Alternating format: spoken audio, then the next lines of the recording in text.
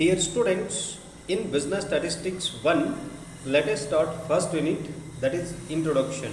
Here we study the definition of statistics and functions and limitations of statistics and also the basic concepts used in statistics. Let us study the definitions given by two experts.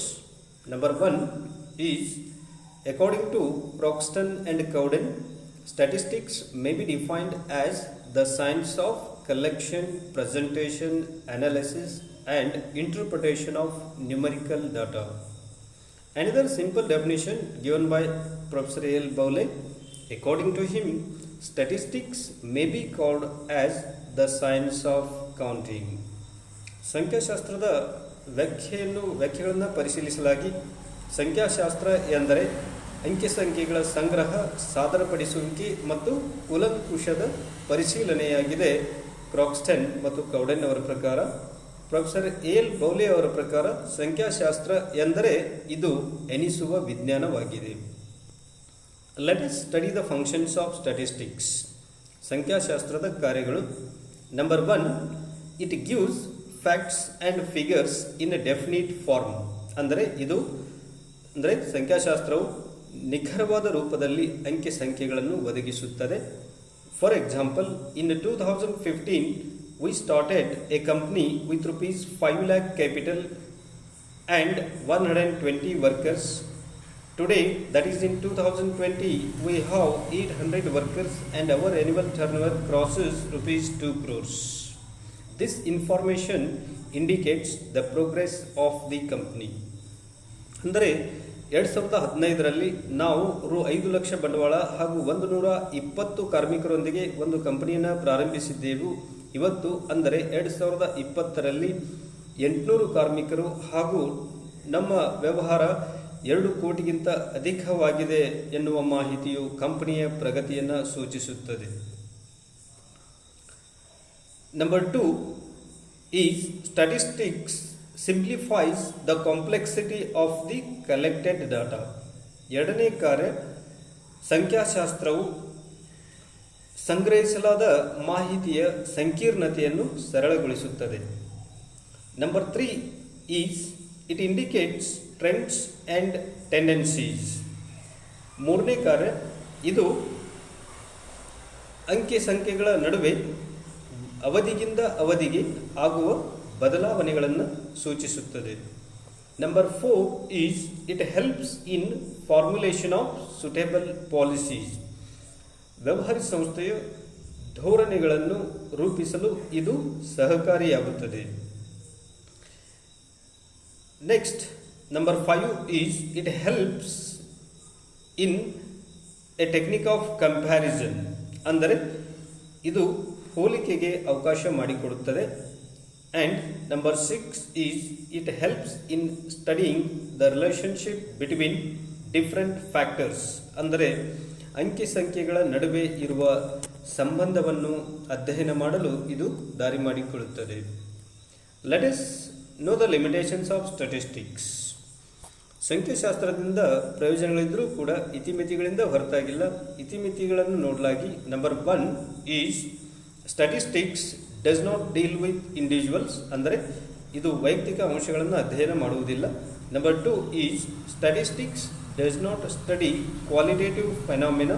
ಅಂದರೆ ಇದು ಗುಣಾತ್ಮಕ ಅಂಶಗಳನ್ನು ಅಧ್ಯಯನ ಮಾಡುವುದಿಲ್ಲ, ಬದಲಾಗಿ quantitative ಅಂದರೆ ಅಂಕಿ ಸಂಖ್ಯೆಗಳನ್ನು ಮಾತ್ರ ಅಧ್ಯಯನ ಮಾಡುತ್ತದೆ. Number 3 is statistical results are true only on on average. ಸಂಖ್ಯಾಶಾಸ್ತ್ರದ ಫಲಿತಾಂಶಗಳು ಬಹಳಷ್ಟು ಸಂದರ್ಭದಲ್ಲಿ ಸರಾಸರಿ ಆಧಾರದ ಮೇಲೆ ಅವಲಂಬಿತವಾಗಿವೆ, ಆದರೆ ಸರಾಸರಿ ಎನ್ನುವುದು ಎಲ್ಲ ಸಂದರ್ಭದಲ್ಲಿ ಉಪಯುಕ್ತವಾಗುವುದಿಲ್ಲ. Number 4 is statistics can be misused. ಸಂಗ್ರಹಿಸಲಾದ ಮಾಹಿತಿಯನ್ನು ಸರಳಗೊಳಿಸುವುದರಿಂದ ಕೆಲವೊಂದು ಸಂದರ್ಭದಲ್ಲಿ ಇದರ ದುರುಪಯೋಗವಾಗುವ ಸಾಧ್ಯತೆ ಇರುತ್ತದೆ. Number 5 is only experts can make the best possible use of statistics. ಇದು ಎಲ್ಲರಿಗೂ ಉಪಯುಕ್ತವಾಗದೆ ಕೇವಲ ಪರಿಣಿತರಿಗೆ ಮಾತ್ರ ಉಪಯುಕ್ತವಾಗುತ್ತದೆ ಎಂದು ದೋಷಾರೋಪಣೆ ಮಾಡಲಾಗಿದೆ. Let us study the basic concepts used in statistics. The first is population or universe.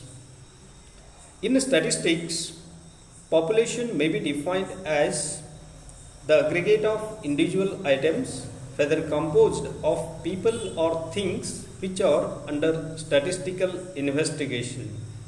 ಅಂದರೆ ಸಮೂಹ ಸಂಖ್ಯಾಶಾಸ್ತ್ರದಲ್ಲಿ ಸಮೂಹ ಅಂದರೆ ಇದು ವ್ಯಕ್ತಿಗಳ ಅಥವಾ ಅನೇಕ ಅಂಶಗಳ ಗುಂಪುವಾಗಿದೆ. ಈ ಗುಂಪನ್ನು ನಾವು ಸಂಖ್ಯಾಶಾಸ್ತ್ರದ ಅಧ್ಯಯನ ಮಾಡುತ್ತೇವೆ. ಅದು ವ್ಯಕ್ತಿಗಳ ಗುಂಪು, ಕುಟುಂಬಗಳ ಗುಂಪು, ಕಾರ್ಖಾನೆಗಳ ಗುಂಪು, ಕಚೇರಿಗಳು, ಮಳಿಗೆಗಳು, ಶಾಲೆಗಳು, ಕಾರ್ಮಿಕರು ಇತ್ಯಾದಿ ಆಗಿರಬಹುದು. Next term is sample. Sample is a part of population which is selected to study the population. ಮಾದರಿ ಅಂದರೆ ಗುಂಪಿನಲ್ಲಿಯ ಕೆಲವೊಂದು ಭಾಗವನ್ನು ಅಧ್ಯಯನಕ್ಕಾಗಿ ತೆಗೆದುಕೊಂಡಾಗ ಅದಕ್ಕೆ ಮಾದರಿ ಎಂದು ಕರೆಯುತ್ತೇವೆ. Let us know about sampling. Sampling is a technique of studying the population only through a part of it. For example, a doctor studies a drop of blood to diagnose a disease, or examining a handful of grains to ascertain the quality of entire lot. Sampling ಅಂದರೆ ಇದು ಒಂದು ತಂತ್ರವಾಗಿದೆ. ಇಲ್ಲಿ ಸಮೂಹದಲ್ಲಿಯ ಅಥವಾ ಗುಂಪಿನಲ್ಲಿಯ ಕೆಲವೊಂದು ಭಾಗವನ್ನು ಅಧ್ಯಯನ ಮಾಡಿ ತೆಗೆದುಕೊಳ್ಳುವ ತೀರ್ಮಾನಗಳು ಎಲ್ಲ ಗುಂಪಿಗೆ ಅನ್ವಯಿಸುವುದು ಆಗಿದೆ. ಉದಾಹರಣೆಗಾಗಿ ವೈದ್ಯರು ಕೇವಲ ಒಂದು ಹನಿ ರಕ್ತವನ್ನು ಅಧ್ಯಯನ ಮಾಡಿ ರೋಗವನ್ನು ತಿಳಿದುಕೊಳ್ಳುವುದು ಅಲ್ಲದೆ ಕೈತುಂಬ ಕಾಳುಗಳನ್ನು ತೆಗೆದುಕೊಂಡು ಅಧ್ಯಯನ ಮಾಡಿ ತೆಗೆದುಕೊಂಡ ನಿರ್ಣಯಗಳನ್ನು ಎಲ್ಲದಕ್ಕೂ ಅನ್ವಯಿಸುವುದು ಇತ್ಯಾದಿ. Next term is variable. What is variable?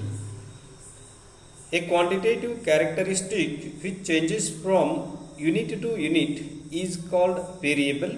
For example, height, weight, marks, price, income, age etcetera are variables. Variable ಅಂದರೆ ಚಲಕ. ಅದರ ಅರ್ಥ ಅಂಕೆ ಸಂಖ್ಯೆಗಳಲ್ಲಿ ವ್ಯಕ್ತಪಡಿಸುವ ಲಕ್ಷಣಗಳು ಬದಲಾವಣೆಗೆ ಒಳಪಟ್ಟಿರುವಂತಹದ್ದನ್ನು ನಾವು ವೇರಿಯೇಬಲ್ ಎಂದು ಕರೆಯುತ್ತೇವೆ. ಉದಾಹರಣೆಗಾಗಿ ಎತ್ತರ, ತೂಕ, ಮಾರ್ಕ್ಸ್ಗಳು, ಬೆಲೆ, ಆದಾಯ, ವಯಸ್ಸು ಇತ್ಯಾದಿ ಅಂಶಗಳು ವೇರಿಯೇಬಲ್ಗಳಾಗಿವೆ. Next, what is attribute? The qualitative characteristics which cannot be expressed in numbers are called attributes. Attribute ಅಂದರೆ ಇಲ್ಲಿ ಗುಣಾತ್ಮಕ ಲಕ್ಷಣಗಳ ಅಧ್ಯಯನಕ್ಕೆ ಒಳಪಟ್ಟಿವೆ. ಅಂದರೆ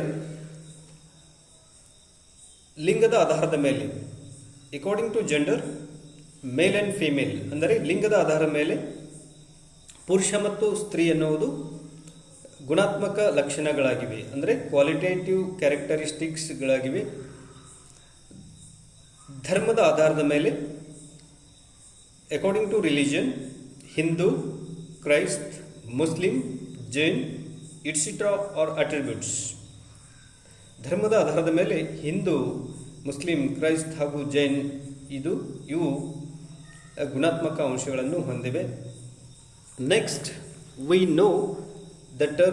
we study the term what is nominal scale.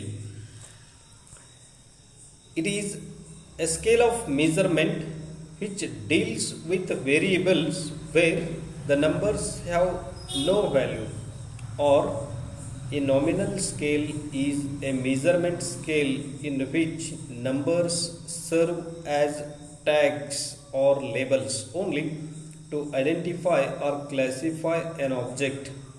For example, to classify the degree of discomfort of a disease, numbers may be used as 1 for mild, 2 for moderate, and number 3 for severe. Here, the numbers are simply used as tags and have no value. Another example is in the case of gender scale, an individual can be categorized either as male or female. So, number 1 can be given for all males and number 2 can be given for all females. Then, what is ordinal scale? It is also a scale of measurement where the order matters but the difference do not matter, or it is a scale of measurement that reports the ranking and ordering of the data without actually establishing the degree of variation between them. It measures non-numeric attributes such as frequency, satisfaction, happiness, etc. For example, employee or customer satisfaction can be measured as 1 for totally satisfied, number 2 for satisfied, number 3 for neutral, number 4 for dissatisfied, and number 5 for totally dissatisfied. Another example is to understand the socio-economic background of the target audience. Measurement can be 1 for rich, 2 for middle class, and 3 for poor. Let us know the next term, that is primary data. What is primary data?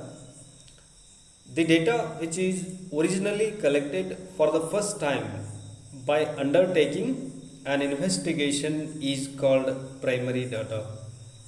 The primary data can be collected through any one of the following methods, that is direct personal investigation method, indirect oral investigation method. Number 3 is information through local correspondence method, and number 4 is mailed questionnaire method. Then next term we know, that is the last term. What is secondary data? If the required data is already collected and processed by some agency or person, it is called secondary data. And so journals, reports, government publications, publications of research organizations, etc. Let us, in next class, we should study the sampling methods with merits and demerits. Thank you.